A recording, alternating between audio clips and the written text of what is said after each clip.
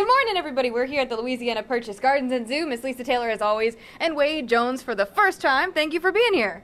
Thank you for having me. Who do we have with us right now? This is a corn snake. It's a American species of snake found in the central and southeastern United States. It's from the same genus as your rat snakes and chicken snakes, Pantherophis. Very great species for rodent control. Okay. They do us a lot more good than they do bad having around, to say the least. It's a beautiful snake. One reason they're called corn snake is because the blotches on the underside look like Indian corn. They're also been known to be called corn snakes because farmers like to keep them around, for rodent control, like I said. Yeah. Very harmless snake, very common in both the wild and the pet trade. It's a diurnal species, spends most of its time active during the day. Yes, ma'am.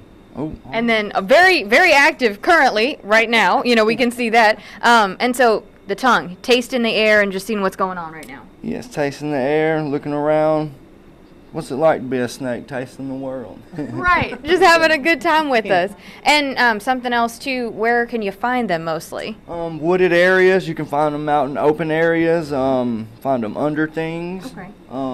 They're not arboreal, but they will climb. Yeah, I've found most of them in wooded areas, right on the edge of the woods.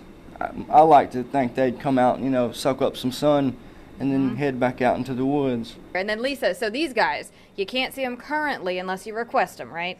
Correct. You can request this guy for an outreach or birthday party, or you might see Wade, which, by the way, everybody, Wade is one of our brand new reptile keepers. Yes. And they will bring them out and walk through the zoo with them. We do like to use the corn snake because it is a native species of Louisiana and in the southern states down here. And they're a great animal, and a lot of people have them in the pet trade, which we don't recommend, but unless you do the research on it, because you need to have good husbandry skills to keep these guys and make sure that they don't escape or anything like that. And there's a lot of things that go into their temperatures and their molting process and their eating process and all like that. So research if you're thinking about a pet. But yeah, you will see Maisie on October 25th if you're coming out for Boo at the Zoo, guys. And we're going to have lots of candy in the zoo that you can get for trick-or-treating. We'll have, for the adults, some food trucks out here if you want to eat some really good, yummy food at the zoo while your kids are trick-or-treating. And we'll have keeper chats, like we said. We'll have some of our reptiles walking through the zoo, not to mention in our education building. And even some of those mammals will be out there. Possibly one of the favorites right now is our striped skunk, Roo.